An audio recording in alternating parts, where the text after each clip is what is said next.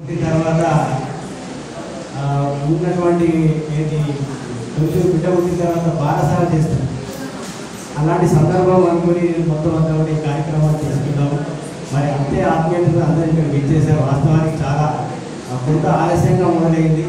అందరూ రావడంతోనే కార్యక్రమం మొదలవుతుంది కాబట్టి కొంత ఆలస్యంగా మొదలైంది కాబట్టి కొంచెం ఎడిటింగ్ కూడా కొంచెం ఆలస్యం అవుతున్నది, దీనికి మన్నించగలరు.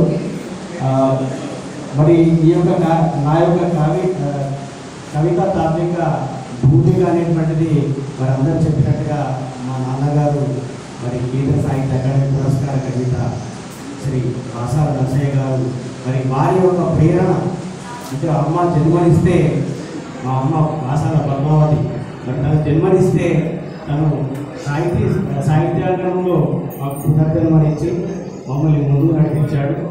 మరి అతను అంటే ఆయన నిజంగానే నానవేసిన పోయమ్స్ రాశాను. ఇందులో ఒకటి ఎనగర్ర, రెండవది తల్లి పేరు, మూడవది పెద్ద దిక్కు. ఈ అన్ని కవితలకు ఆయన మూలం ఎందుకు అయ్యాడంటే తను ఏ విధంగా అయితే జీవించాలనుకున్నాడో ఆ జీవితాన్ని మా అందరికి ఇచ్చాడు. ముఖ్యంగా అతని నాన్నగారు చాలా ఏంటంటే ఉపాధ్యాయ వృత్తిలో వెళ్ళాలంటున్నారు.